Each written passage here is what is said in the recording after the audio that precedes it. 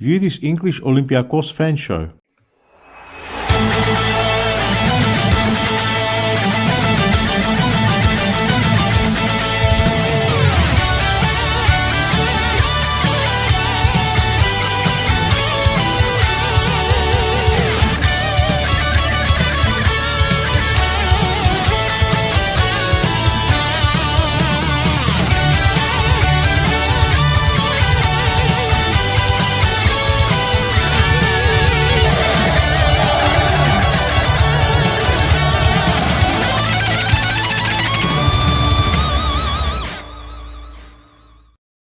What's happening, everybody? This is Thedos International Sunday edition. A lot of stuff to talk about. A lot of things have happened since we last went live last week. A lot of great news. We're going to talk about all of it. But before we do, I am joined here by Martial. I am, of course, Adi. And Martial, how are we doing today? Well, people need to know that tomorrow it's French National Day. So today is a good day for me. Tour de France is on for the few people that watches it in Europe, and but I'm getting excited for the preseason to start. It has been horribly long since the cup final. We are not used to such summers with Olympiacos. So yeah, it's getting long. It's getting very long. I just want to see the team play. Either it's again a real team, amateurs. I don't know the veteran part of the club. I don't know, but I need to have some friendlies. Absolutely. I'm with you 100%, man. You start to get a little bit restless because nothing's happening. It's just transfer news, players out, players in, and that gets old very quickly. Like once July hits for me, and I've heard and read 100 different names, that gets very old for me. Very old indeed. But I'm with you. I can't wait till the first friendlies start. Tomorrow kicks off official preseason for the club. They're not going to Netherlands yet. I think they do 1 or 2 training sessions in Greece, and then they leave, and then they go to the Netherlands. And we're going to talk a little bit about that. Everyone's here chiming in. A couple dozen of you guys have already tuned in. Let us know where you're calling from, or let us know where you're messaging from, at least. Dermis Lona here with a comment. Greetings, Adi and Martial. Hope you're not having too much of a heat wave where you live.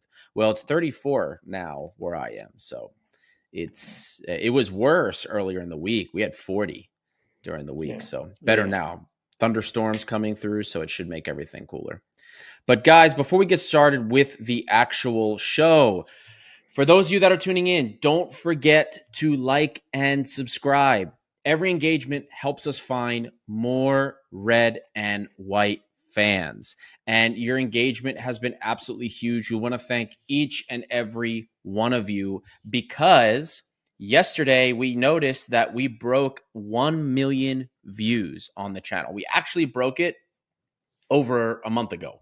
And I had gotten an email about it, and I guess I just like passed by or deleted it, and maybe I just moved on from it, went in the junk.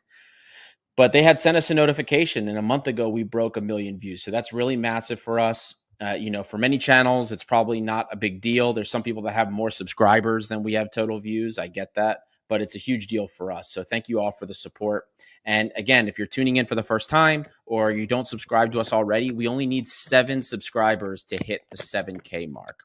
7 subscribers to hit 7,000 subs on YouTube. So go ahead and hit that subscribe button and get in here, join the community, help us continue to grow the red and white family. Now, you can also support us on Patreon as well. We have a bunch of different content tiers. You can join the WhatsApp group for only $1 a month. The WhatsApp group is worth it. It is worth it by itself. Simply because of the banter. You can also get a little bit of Martial with his morning musings, as I call it. We're going to make a book about his football philosophies. So don't miss a chance to check that out. You also can get access to the scouting reports. Content tier, we do extra episodes, usually involving something with analysis and an interview. We've already got 2 scouting reports on there, in addition to the one from last month, which was Remy Cabella. Diogo Nascimento, I am working on that, and that should be recorded. If I have the time, I will get that done tonight. So check us out on Patreon. Also, there's only 1 day left. Today is the last day you can enter for a chance to win the 100-year anniversary jersey. I believe on the 14th, we are picking the winner, which is tomorrow. So go on IG. If you don't have an Instagram, make one, join, and then check that out for your chance to win a 100-year centenary jersey. They have not been the easiest things to find. They have not been the easiest things to get. So enter for your chance to win. One lucky person will get that jersey. Now, Martial, two big signings we're going to start talking about today. Lorenzo Scipioni, who signed in between the show and this show, a little bit dragged out, but he was officially announced. And then earlier today, they announced the second midfield signing, the third signing of the transfer window, Diogo Nascimento. Very interesting player. And as I mentioned already, the scouting report for that will be available on Patreon, hopefully by tonight. How are you feeling so far? Fans that are frustrated about how slow signings have been since June. Many expected a full slate before preseason. How are you feeling now? We already had Cabela that was done before the summer started. And then now, in the space of a week, we brought in our second and third transfers of the summer. How are we feeling? Well, I would say positive because those are the profile I wanted to see at the club since a very long time. Because uh, I can't pretend I know Scipioni and Nascimento. It would be lying. I've never watched any of them play. Uh, but the fact is, for me, the preseason for Olympiacos is made for that. We don't have any qualifiers, and a part of Costulas, we didn't lost any key player. So it means that the group that will go to Netherlands to start the preseason will already have some kind of core, and we have Cabela joining it, and we have two young profiles that most likely needed a full preseason to understand the reality of Olympiacos and to get some minutes during friendlies.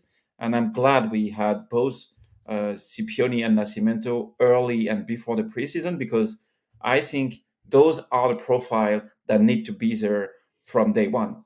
Uh, the summer has been quieter than I was expecting, and I think it's quite positive because in a club like Olympiacos, when something isn't quiet, it means that we are signing too many players. That's the reality. Uh, so yeah, and the core of the team like is very solid. The only question mark we have nowadays is around players like Yazici, around I don't know who's gonna be probably the only question mark right now is Velde. Like the likeliest player to be cut is Velde right now, I would say. But a part of that, you're getting to preseason with like 25, 26 players. And I won't say all lights are green right now, but most of them are green. And it wasn't the case, I don't know, like 1 year before, 2 years before, 3 years before. We were getting with preseason with more problems, way more problems. I'm with you there. And for me, we've talked a lot about the approach. We talked about it last week. I talked about it with Vageli, and even the week before with Vageli, the approach to the transfers. And I had been saying for this summer, my big thing was that I wanted to make sure that the transfers that we made were thought out, they were scouted finds, and we were doing a great job of actually evaluating the talent that came in. When the news was coming out from media and insiders that Olympiacos wanted to make 4 signings after Cabela before preseason, I did not think that was going to be possible. I thought that was ambitious, beyond ambitious. I didn't think there was any way we were bringing in 4 signings before preseason when we know how difficult it is to make some deals and that the club, what the club has spent traditionally on players. The player that we end up spending the big money on, assuming that we do spend big money, like 8 to 10 million on a player, that player is going to come in August. And I always thought that was going to be the case. That's when people get desperate. Players that would not normally play in Greece, that's when they're going to eventually decide to come if they don't have any other career prospects. But I didn't expect that we were going to bring more than 1 or 2 signings, period. So for me, I just wanted to make sure the signings that we brought in were well thought out, great value, young, even if a little bit risky, and that we were just building off of the core that we had. And so far, so good. We brought in Scipione. We knew we needed to replace Stamenic. Stamenic, who gave you basically nothing this season. Handful of appearances, even when he played. For the most part, he wasn't super impressive. Just wasn't a good fit. You now brought in a kid, Scipione, who is a dog. And the way he runs, the way he presses, his aggressiveness, there's no way we don't get something out of that player versus a player who was more passive in Stamenic. Then there's Diogo Nascimento, who is, and I'll elaborate more on this in the scouting report, for me, he's a replacement for Andre Horta, nobody else. Because of the way he plays, what he occupies. We just put a radar chart on social media comparing him to Horta, and you see they kind of occupy a similar niche. So you have 2 very young players, both who the players that they're replacing, they offer a little bit extra in terms of their toolkit. Diogo Nascimento, Horta was great distributing the ball, but he wasn't a guy that would dribble and take players on. Diogo Nascimento can. He's so difficult to press. He has incredible ball control. And you have these kids, they're incredibly scouted finds, great resale value. Spent $4 million on one, 3.7 million, I think, in the end, on one of them, on Scipione for 80%, and they retain 20% sell on. And then Diogo Nascimento is 3.9 million. And I mean, this is amazing. I mean, this isn't ridiculous money we're spending, and we have great value here. This is what I want. You have Remy Cabella, the veteran who can kind of play almost anywhere. He's in incredible shape, even if he's old and people don't like how old he is. These are the signings I want to see. We're preserving a young core with resale value, players that can grow into the team. That's what I like to see. I don't want to see a transfer summer full of 30-year-old has-beens and selling off our primary talent. So if we're looking at those 2 signings, I like what we've done in the center midfield. Is it a little bit risky? Sure. We don't know if those guys are going to hit the ground running, but we've kept enough of the core. Santiago Eze, we've kept Christos Mouzakitis so far, and then Danny Garcia. You have enough stability there of your core. These 2 pieces just add to that, and it makes the risk a little bit less. The question I have for the people that will listen to the show is how far do you think the team that ended the season is compared to the level required to win a game in Champions League? Because if you throw, let's say we sign a Champions League quality winger that we are chasing since I don't remember when. If you sign a player like, let's say it's Saint-Maximin, for example, or a player like that, the entire shape of the team that Mendilibar has been building over the past month, let's say since January, when Yaremchuk started to play good, you need to break that in order for the winger to express himself. Because if you sign a Champions League winger, he's probably not going to fit into what Mendilibar wants at first. And my concern is that if we throw too much individual quality at one time in the team, it's going to break the overall balance of the team that is, for me, the main quality of Olympiacos right now. And if you looked at the first new formula of Champions League, you've seen that probably the teams that had the team structure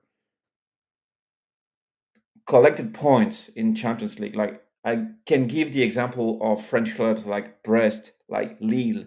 They didn't have the best player on paper, but they had a team, and most of the team you will face in Champions League will be like, for example, Porto that we face in Europa League. You know what I mean? Like, they have talent, but somehow they are struggling, and it depends on the dynamics you will have around those games. What matters is the context of Olympiacos good enough to secure wins in Greece to allow us to play Champions League with confidence. Exactly. I'm with Because you here. And go ahead, Marcel. no, Finish your if thought. you remember the game against Lyon, for example, the state of the club back then, we were not able to play for the win. If you look at the lineup of Mendilibar that day, he wasn't happy with the team he had back then. And if we Mhm. played the game again, if we played this game again later in the season, I don't think we'll lose like that because we barely played that game. And as soon as in Europe, you can be a real pain in the ass for any team if you have a structure. I'm not gonna say we can win prime Paris Saint-Germain right now if we play them, but we will have arguments. If we don't sign a top quality winger, the kind of winger the fans want, I don't even have a name because the winger people keep saying they want a winger, they want a top winger, Champions League winger, and if when you ask them, but who's that winger? Can you name me like 2, 3 people we could sign? And they don't have any name because I don't think you can find a top winger right now. That's my Especially opinion. for I what might be we can wrong. afford. Right. And Yeah, especially for exactly. what we can afford. And then especially for considering, the ones that we want to pay that money on, they don't want to come to Greece right now. That's another thing people seem to underestimate. Borja Sainz, Brian Hill, Zaragoza. Like, do these guys want to come to Olympiacos? Zaragoza wants to stay in Spain if he can. Brian Hill wants to stay in a top league. Borja Sainz Yeah. wanted to stay in England. He's now going to Porto, and he's going for a lot more money than we were ever going Yeah. to offer. So unfortunately, this is where we sit, and we have to find players that can grow into us. That maybe we have to find the ones before everybody else does, take that risk, and we're probably going to sign the one proven winger who will be a winger that probably's been on his luck, maybe hasn't had a great career the last 2 seasons, be the guy that we end up signing and spending money for. That's probably it's how it's going to be.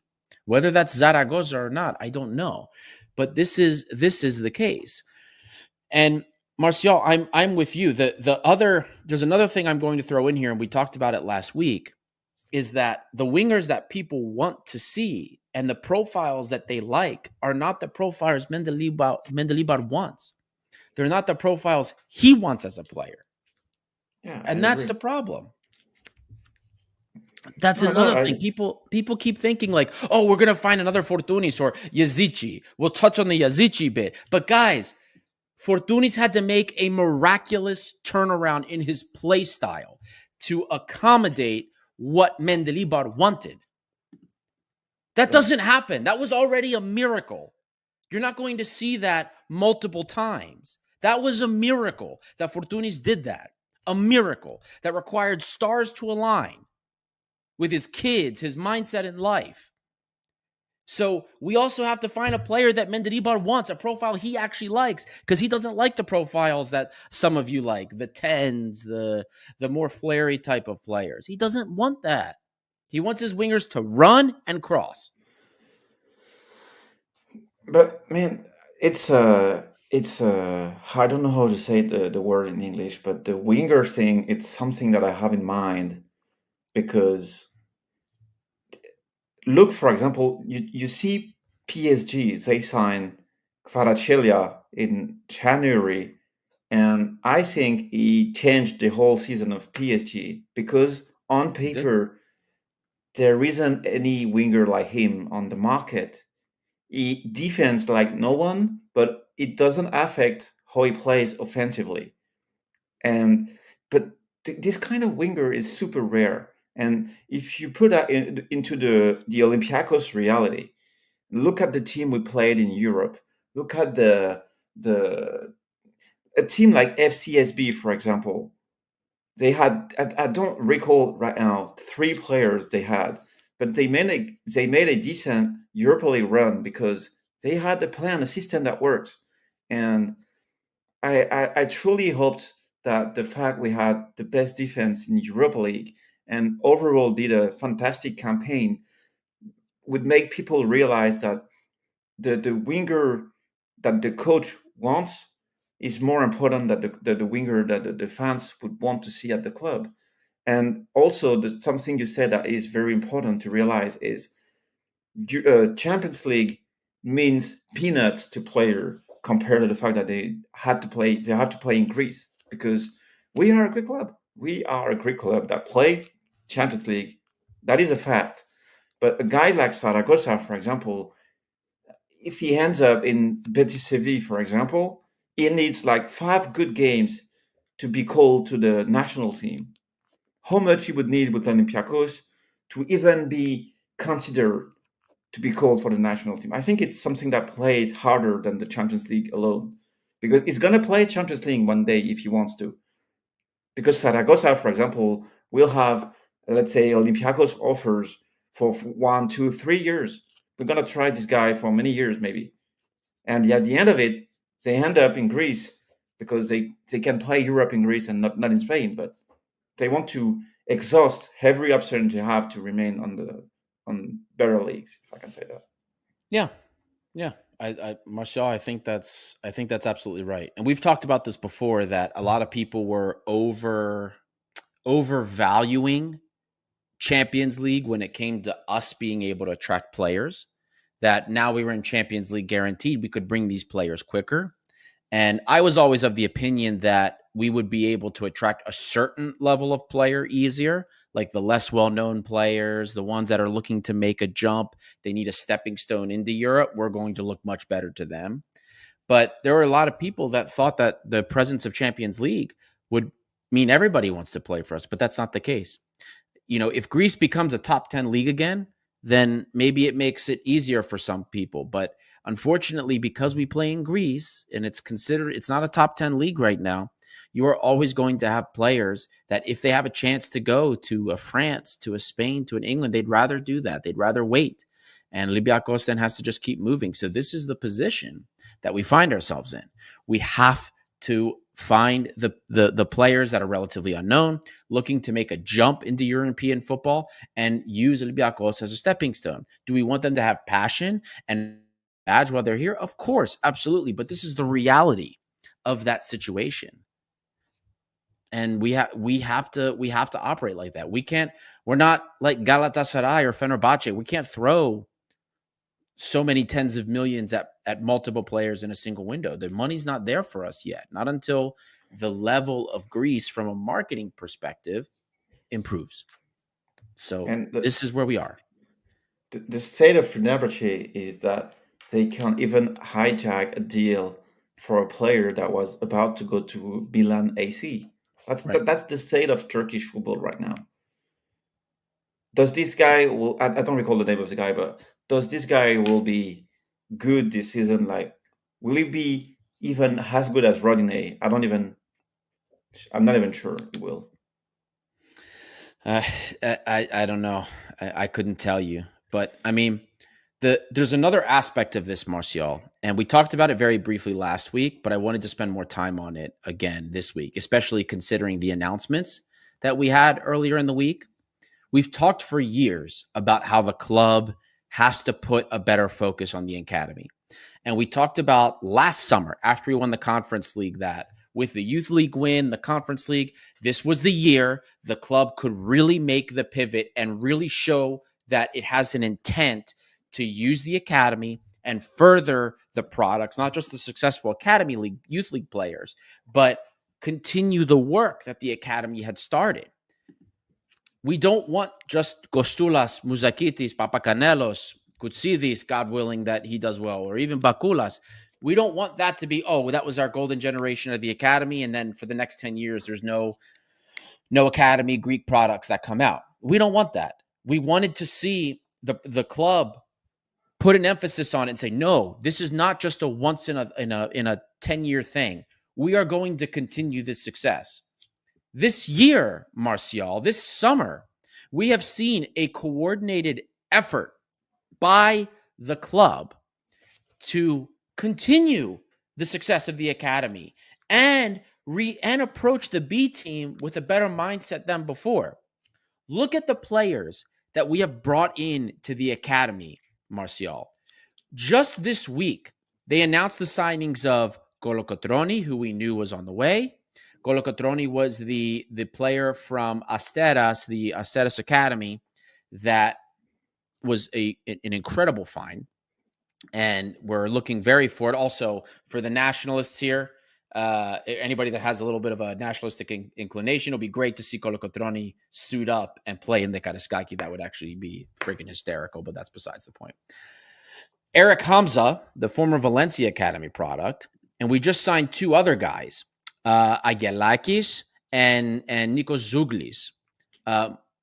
Talents that Agelakis is a massive, massive forward, hugely tall, 17 years old. And I'm sorry. Thank you so much, Efthymio. I was confusing the other two who came from Asteras. Thank you so much, Efthymio, for correcting me on Colocotroni. He came from Egaleo.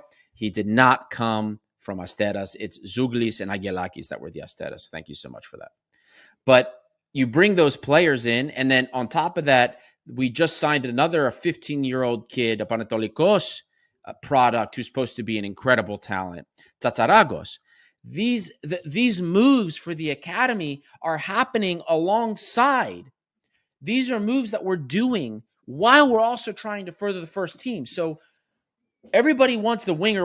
Everybody's tunnel vision focused on the winger, but the club is moving in all directions. We're not only focusing on building the first team to be better and sustainable and to get products that we can grow and then sell off to continue to help us buy better and better players. But at the same time, we are strengthening the talent that we're putting in the pipeline of the academy. That is the most important thing here. If your only focus is, we have signed a big winger, then you have fucking missed the point of what is happening this summer. This summer, we're building off of the success from last summer. We realize that for the academy to succeed, we have to continue to load it with the best talent that's available in Greece and eventually outside of Greece too. That's why we have Yusuf Tai in there. That's why we have the Gambian kid, Lamine Silla. That is what you have to do to get academy success, because all these kids, they might not be successful. You know that, Martial. Look, the youth league team, how many kids did something for Olympiacos in the youth league winning side? 2. Yeah. 3 if you count Papacanelos. My opinion is that when I recall saying that in the post years ago, that playing the youth league would change the club. And I think it quite did, because the youth league is way better than the under 19 league you can play. But the thing is, playing the youth league last season, after having won the youth league and without any B team alive, that it wasn't a mistake. But the youth league is a very specific competition. It can create fake expectation, because when you do win the youth league, when you look at the team that won the youth league, most of the time you have 2-3 players above the level, and it's very easy to find the 3 players that were above the level for Olympiacos. That was Kostoulas, Moussakitis, and Papacanelos. All of them were already minus Papacanelos, probably ready to play first team for Olympiacos. And last season, I had the impression that we kind of forced the team to be as good as possible in the youth league.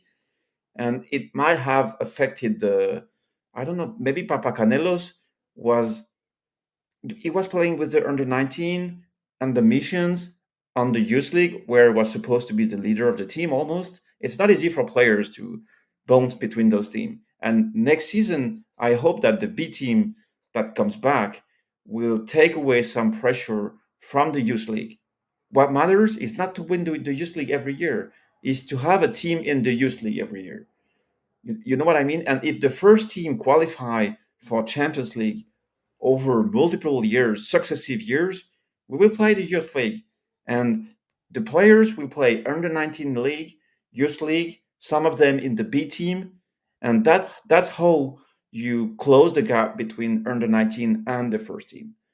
And I'm glad that the B team is back again, but for me, some players that won the youth league were kind of let down, or I don't know the word. It's not let down, but like Koutsidis, Kostoulas' brother. Right. You know what I mean? they were due to play 25 game in Super League 2. Yes. I could see this lost a year, and it's not possible because I don't think this guy will be a center back of Olympiacos in the future. But if he can be a Super League 1 player for 2 or 3 years and maybe come back to the club later, I don't know. Like he go to play to Panathinaikos, Ofi, those kind of club level to improve, and then he comes back. But if you don't play any game at all, that's a mistake. Yeah. No, listen, man, I'm with you. And there's a few comments coming in that are addressing some of the stuff that we're talking about now. So first I'll address this question from Look at My Eyes DC regarding the winger. He says, what if September comes and we have no winger like last year? It's a possibility. It could happen. Maybe I'm not expecting us to sign the winger, the big winger at least, until August anyway. If it happens, it happens. We have to wait and see. What my preference is for the transfer summer, I like to wait until the window is over before I judge the entire transfer summer. I did the same thing last year and the year before. Because I depending, I can evaluate individual players. Okay, what's this guy's fit? What's this guy's fit? But at the end of the summer, when you actually see all the signings you made, you can then identify like, okay, this is what the club's going for. And last summer, we had misses. We had a couple of really good hits too. So we have to wait and see what happens. Maybe you're right. It could happen. Maybe we don't sign a winger until September.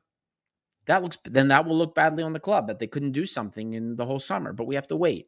No sense stressing out over it now. Right now, the business that's being done is methodical and it is good. That is what matters.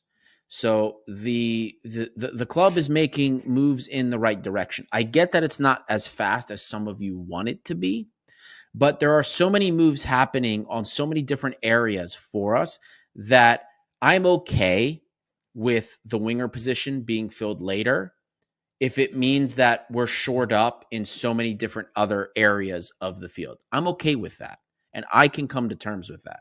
And ideally, all of you guys should be as well. A couple other comments coming in here. Gadilis, for the most part, Olympiacos has always done well with getting good midfielders, but Imaste, Priris, Ekitora, now we need serious wingers. Hopefully they can get it done. Yeah, that's what we have more resources this year, and we have time on our side. So ideally, that means you should be able to get something done. Then there's a couple comments here from Mike Scobb. Bakulas and Papacanelos are investments for me. They can give both things. The level depends on their work. And is Rio Ave the B.5 team then? Yeah. It is, in a way. We talked about this last week, but go ahead, Marcel. Rio Ave is our B team. I think Rio Ave this season is going to be even more interesting than the team they had last season, because that was the last part of what I wanted to say before. It makes perfect sense to have Siledopoulos coaching Rio Ave, but it comes for me 1 year, not too late, but you would knew probably Papacanelos has a winger needed a loan straight off youth league, or at least in January. And yeah. I might be wrong because I'm not in the club, but I don't see the point of having Siledopoulos around Mendilibar for the past season. But you might say if the team was that successful, it's because Siledopoulos was helpful. But the thing is, in every club, in every multi-ownership system, the coach of the team have a philosophy that comes close to the main team. The main team has to be Nottingham, but if Martinakis wants to develop Olympiacos, Rio Ave needs to have either a great coach or someone close to Olympiacos that uses the youngster. And I did watch a lot of Rio Ave games last season, and the team was lacking a shape. It wasn't a team because it was Nottingham rejects and Olympiacos youngsters. It can't work. But this year, I don't know if Hendo is going to play there for the whole season, Bakulas, but they have Papacanelos, Athanasiu. Uh, I Vrusai. don't know if Vruzai, if they will have more players, but this club will either make the player improve or have their value improve. Because imagine Bakulas play like 30 game with Rio Ave, and if it doesn't have the level to come back to Olympiacos, if you play 30 games with Rio Ave, you're probably worthing like 2-3 million already. Right. It's not gonna have that with the B team. No. And also, Martial, we also have to remind people that the cases of Baculas and Papacanelos, okay, these guys are not old players. They're still pretty young. And if they're getting first team minutes at Rio Ave, it's impossible for us to have all academy players playing for the first team. It's not realistic. But these guys going and playing in Rio Ave, playing first team football, that is success for us. We have kids that are actually making the next step. Maybe they come back and do something for Olympiacos in the future of their career, like Galoyeropoulos is going to do. He's going to be a part of this team. He will be our fifth choice center back. He had 2 seasons on loan at Volos that did very well for him. That is success in the academy. Whether we end up selling them off or moving them on elsewhere for whatever reason, that is a success. The kid that we just moved on to Kifisia, Christos Ligdas, we sold him and we retain a portion of his player rights or a percentage of sell on. And we have a buyback clause. We have the first buyback. We can meet an offer for Ligdas if he does well in Kifisia. These are successes from the academy. What did you pay for that player? Nothing. An academy kid's wage. He was part of a great academy setup. Now another professional team has him, and you get a piece of a sale if he does well for them, or you can get him back if he improves. Like, this is success. Not every player is going to be Kostulas. Not every player is going to be Mozakitis. But if you have players like this, Siopis, Nicolau, little moves like this for a few million a pop, that's a success. Playing professional football elsewhere, those are successes. And I totally agree with that. And I will go even further that we did not assess what it's like to win Youth League, because how can I say that? But in the Youth League team that wins the competition, you will have 2-3 player that will be rostered for the team and will play first team football. But if like 80% of them can be professional player, that's already massive. And it comes back to what I said on the WhatsApp group. If a guy like Androutsos, for me, is probably Androutsos and Bruzai are probably the 2 best academic product we had between the first version of Red Sauce and Musakitis Kostulas, because Androutsos still plays first division football. Yes, he is at Offi, but he has like 10 games with the Ethniki, almost 300 pro games at 28. And if Bakulas can be that, it will be fantastic already. An academy produce the main goal of the academy, in my opinion, for a club like Olympiacos is to fill the gaps the team have. And I don't know, a guy like Bruno, I truly like Bruno, but an academy should produce a backup left back for a team like Olympiacos. You shouldn't have to buy a backup fullback. A guy like Karageropoulos is not fully made at the academy, but he's better than Abi, he's better than Freire, than Porroso, than all of those players we used. You know what I mean? The academy main purpose is to avoid spending on mid players to fill the gaps you might have in the squad. Yep. And the thing with like the case of Galgeropoulos, he's coming back to you after spending 2 seasons on loan. He's 20 years old, Martial. He's 20 years old. He's probably worth what, a couple of million by now? And Yeah. that in itself, like the value there, I don't think people appreciate that enough. The fact that you have a player that, okay, he wasn't good enough to be part of the team. You sent him out. He did well. And now he's slotting into the team, part of your roster, and adds value. And that's going to be a sellable asset. That is a player that we already know. We've talked about it. There are scouts, especially from Dutch teams, that have been looking at Kalogeropoulos. We know. We've spoken to them. So all of this is so important because it's showing that there's life in the academy. There's also life after Kostulas and Muzakitis.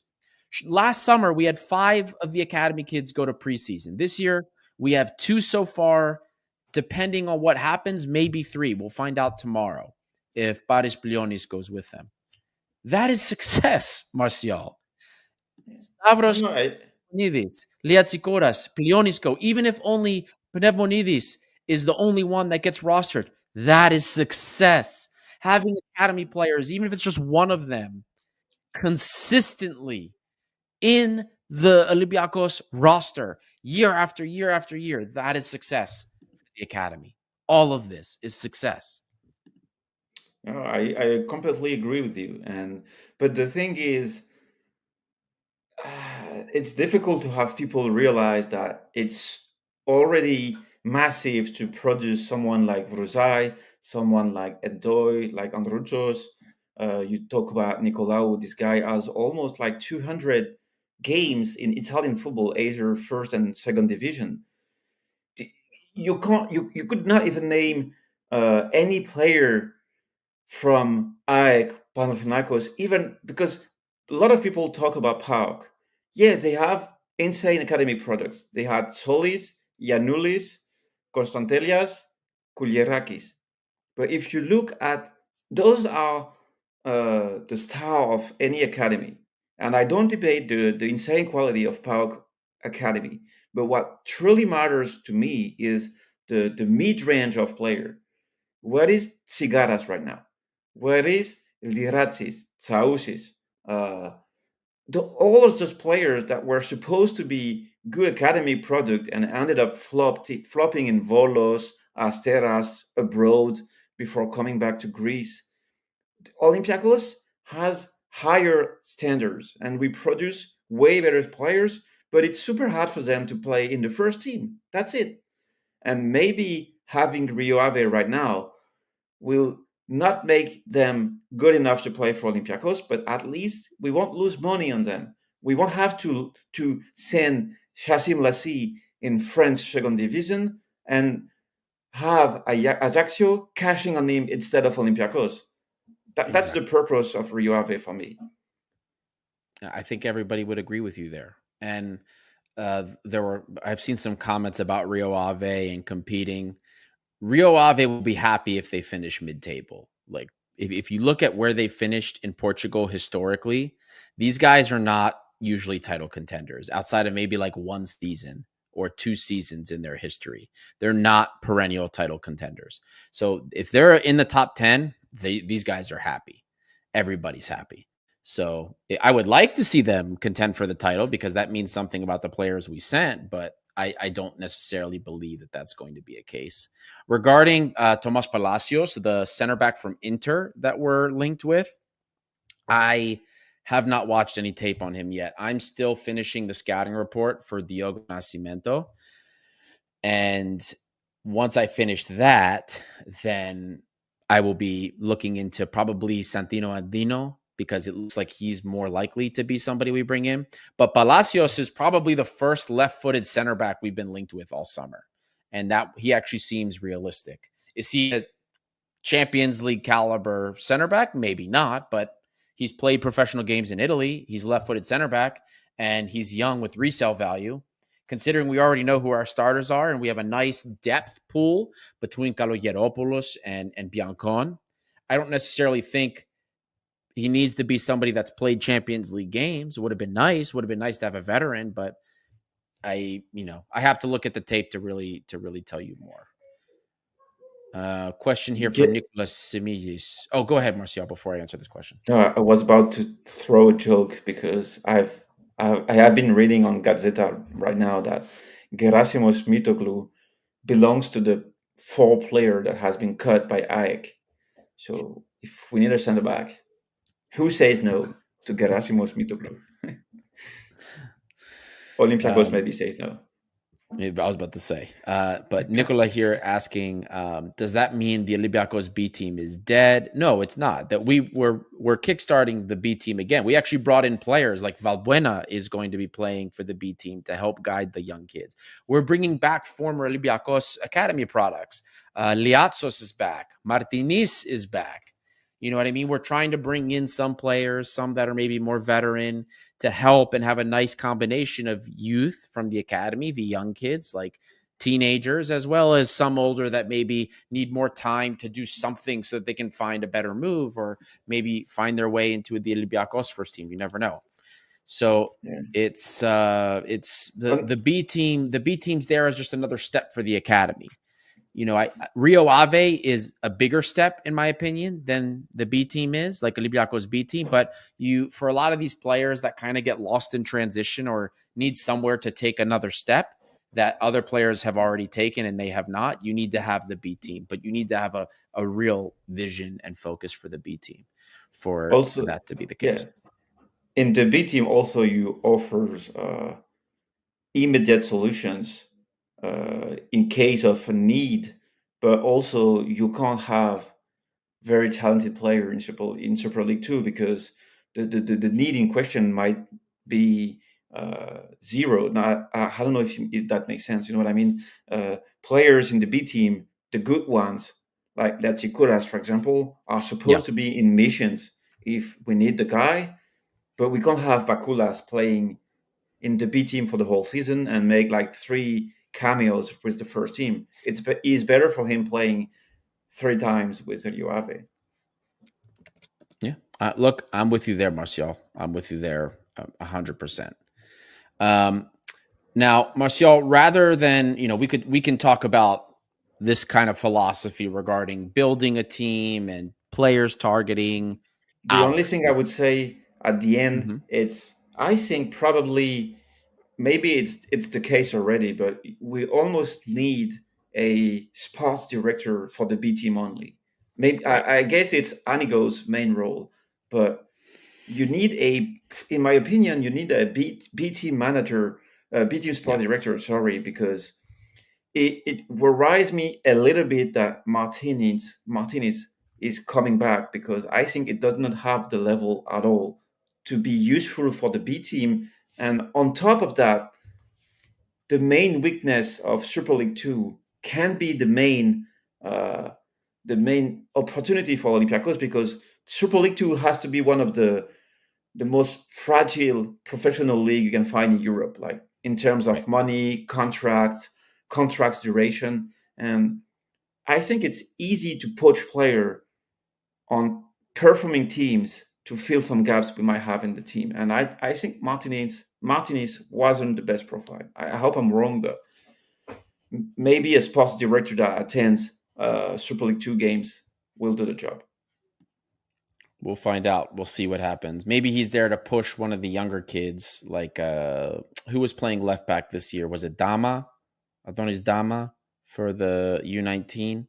Anyway, maybe he's there to help push whoever the real prospect is. But anyway, that's besides the point.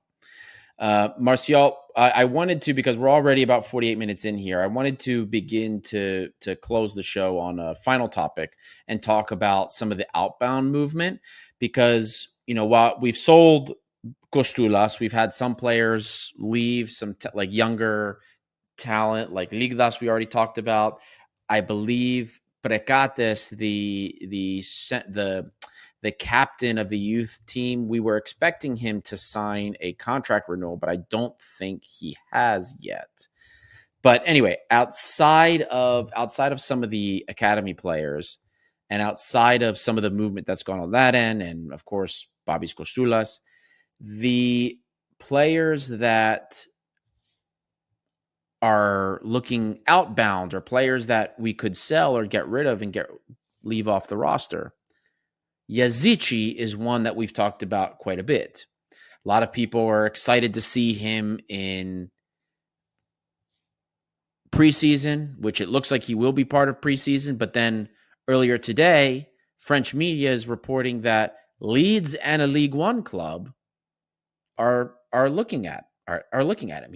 There were some rumors out of Turkey, but the club said that there were no official offers ever made for Yazici. No official interest was ever brought for him. But now out of France, now there's teams looking at him there. I am going to stick with what I've been saying since before the summer started. I don't think Yazici puts the shirt on for an official match of Olympiacos. The player does not seem like a Mendilibar player to me. Even though I like his style, he's a player that I normally like, a profile I enjoy watching. I don't think he sticks around. I'm going to be honest. I've been saying it, and the closer we get to preseason and the closer we get to the end of the transfer summer, the more it seems like that is going to be the case.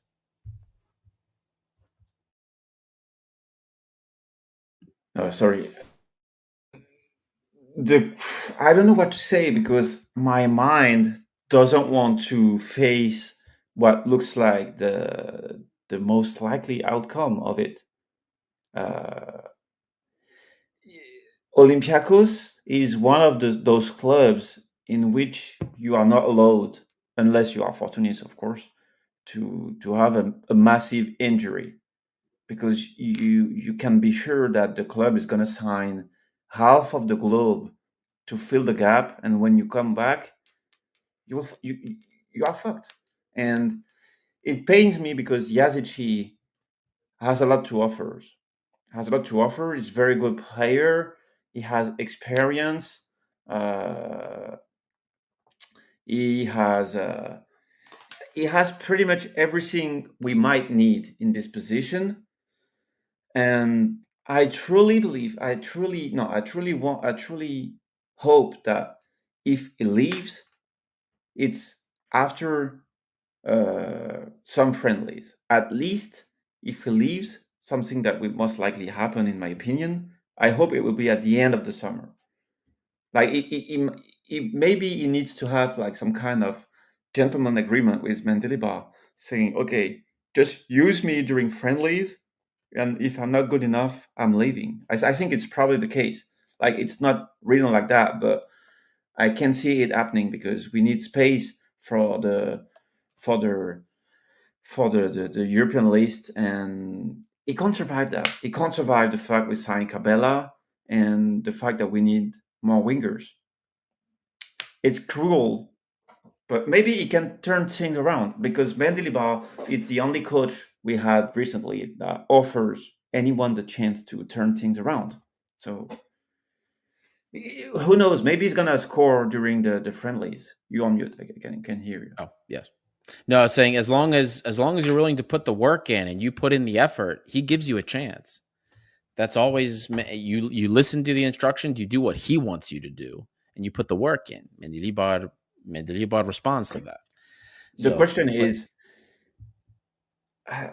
because we take for granted that he might be leaving, but do you think that I have two questions. First question is, does Yazici has a price? Like, can we squeeze out a fee for the guy, or will it, if he leaves, will it be for mutual compensation, like without having to pay because he has a club signing him? And the second question is, if the guy isn't playing Europe, is it that much of an issue to keep Yazici if he somehow agrees not to be part of European list in the squad? So the first part of your question is, can we extract a fee? So he's 28 years old, which ideally is, you're still 28. You're like, this is the final years of your prime, right? 28 to 31, 32. You're entering the final years of your prime. His contract is up with us in 2027. So we've got 2 more years. So as far as the contract duration, you're not losing value on a sale yet because he's still got time with you. But he's recovering from an ACL injury. He's 28. He hasn't played a lot of competitive football in the last couple of seasons, right? Injury or otherwise. So no team, without seeing him in preseason or without seeing how he plays in some official capacity, is going to risk even 5 million euros for this guy, wrong side of his 20s, right?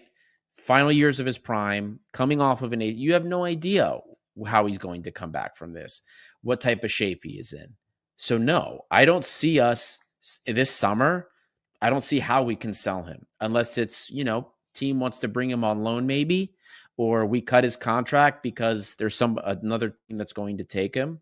That's what I see happening. If we get money, it's going to be like $1 million, maybe 2 million, if that. Or maybe we sell for a very low fee. We retain a small percentage sell on. I don't see us getting much money, if at all, for him. But we do save the wage. He's on a pretty significant wage. So that's important to remember. The only thing that frustrates me more than seeing Yazici leaving after having played 20 minutes is like I kind of feel that we want him gone because it's not possible to have players not in the European list but at the club. And it's true that in the past we ruined squads with that. When we signed James, for example, we had Pep Biel back then, and it kind of fucked the entire shape of the team. Like James, even Bakambu not playing in Europe, if I recall correctly, because he signed in September. But the question mark is, what does Yazici want? The guy is 28, as you said. He just came back from an insane injury. Isn't that better for him to stay at the club, even if he doesn't play Europe, at least to be an extra solution? Like, do you truly believe that a club like Leeds is going to play Yazici out of ACL? Probably, but the League One club that wants Yazici, supposedly, I don't think they're going to play Europe, or they're not going to play something better than winning titles. So at the end of the day, I don't really know what Yazici wants. I think he truly wants to prove he can be a solution. I think he will somehow be useful during the preseason. But man, it would be better for him to cut his contract and go back to Turkey for 1-2 years to get games and to claim a spot in the national team. But he has more to lose than the club, because you talked about the wage, and I agree that he's on a massive contract. But we had the example of Yaremchuk, for example.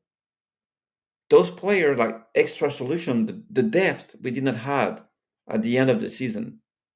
Yazici can afford that.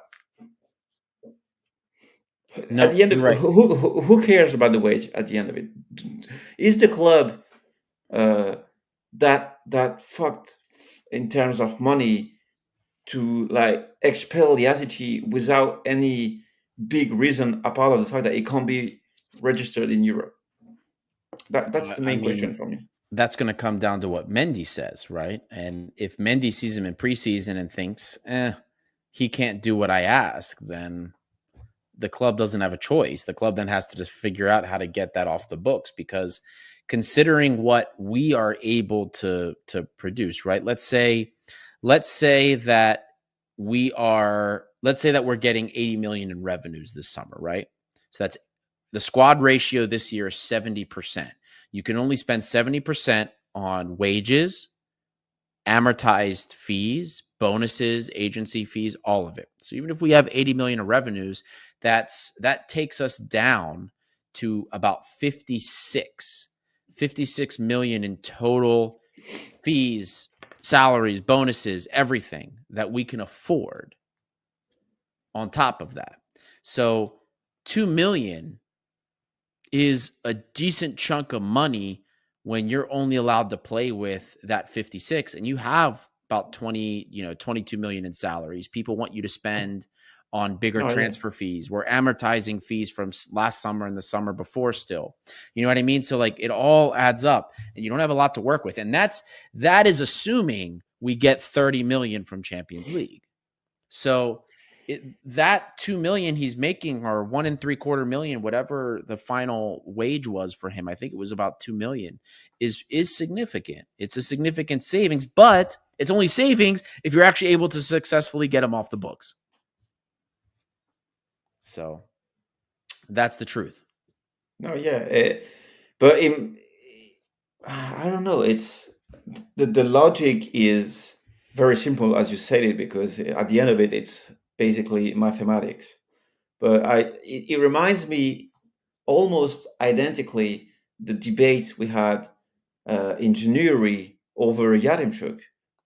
The guy was about to go to Sivasspor, those kind of club in January, if he hadn't scored that goal against Panathinaikos. And my main argument on that is that if we want more quality, you have to pay the quality, and you have to use the quality you have, and you have to rotate the team.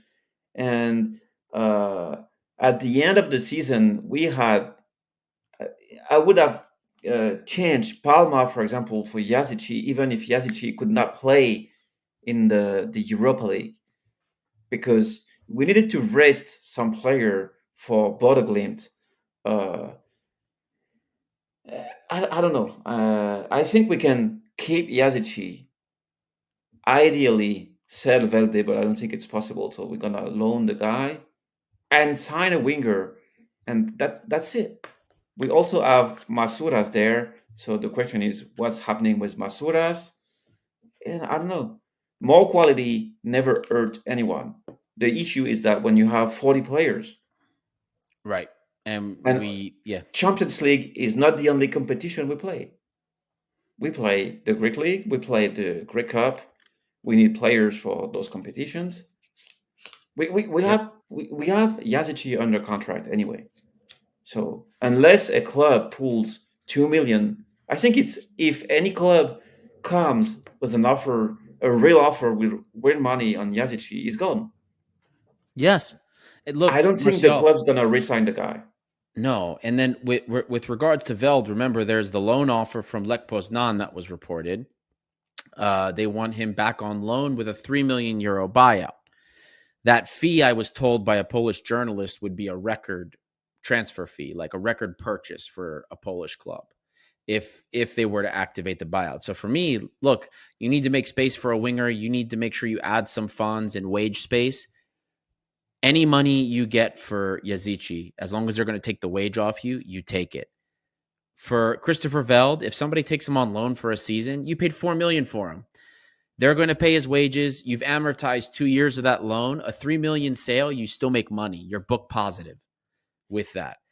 I'm doing those moves the second I get the real offer. That's how I see it. If Christopher Velde has no future in this club and it's been decided, boom, I'm taking Lech Poznan's loan. I'm not waiting to see if I get more money out of it. I'm letting it. They're going to pay his wage.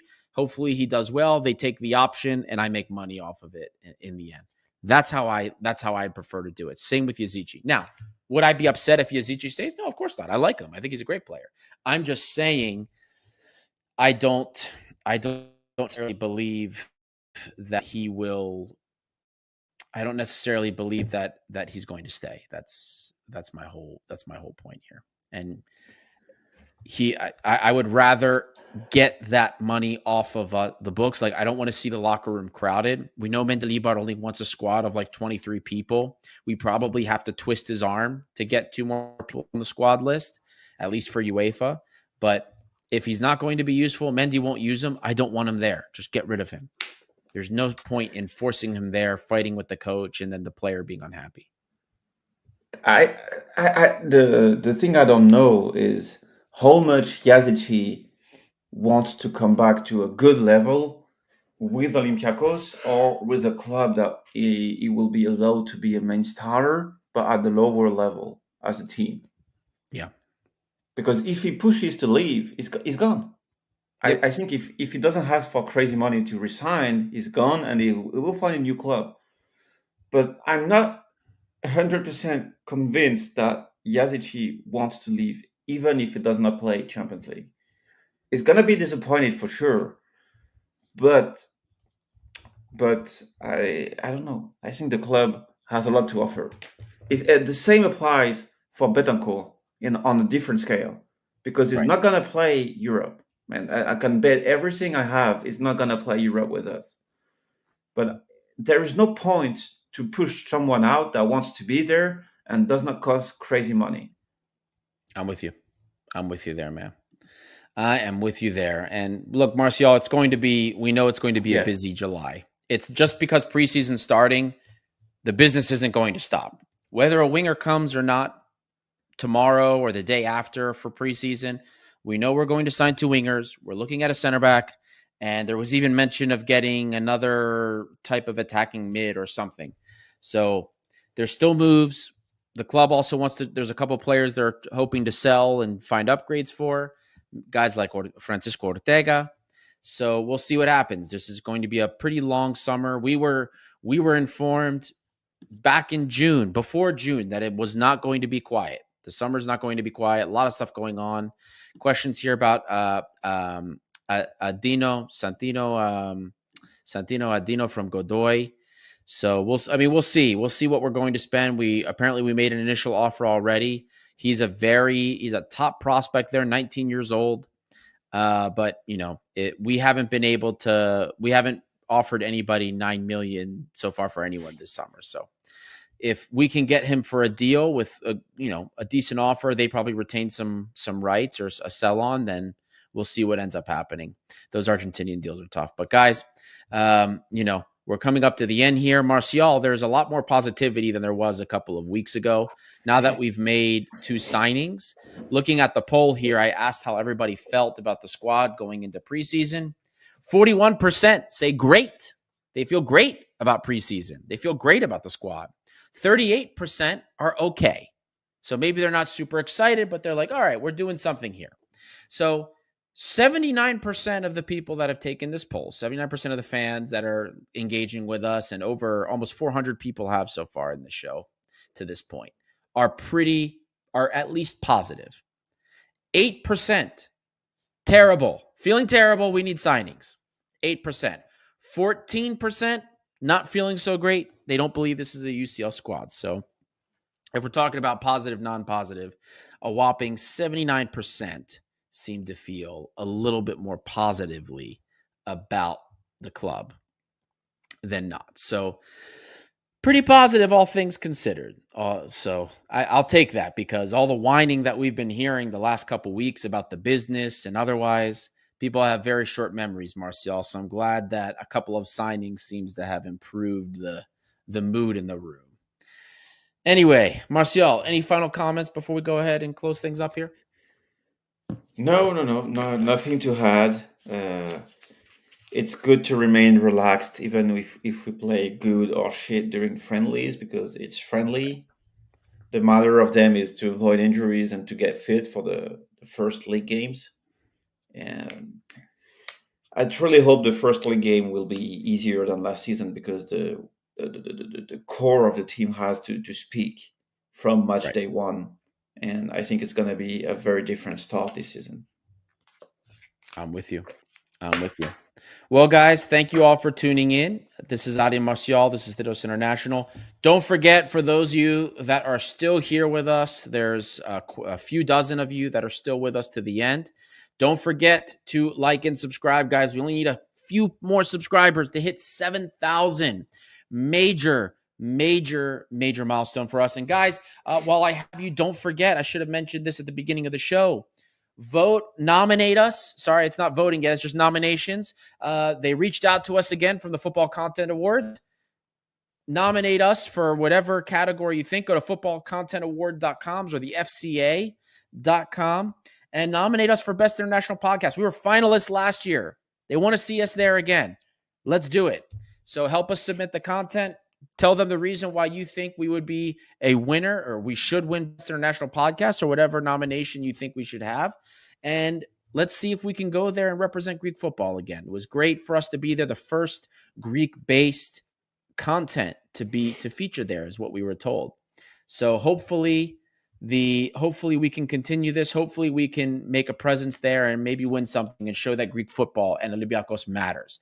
So thank you guys for joining us. Don't forget to like and subscribe. Again, we are literally just a few people away from 7,000. So help us hit that massive milestone. Thanks again for helping us get to 1 million views on the channel. Big stuff, and we're hoping for even bigger things with Champions League coming up this year. So thank you guys again. This is Titos International. By the fans, for the fans. And we'll see you all next time.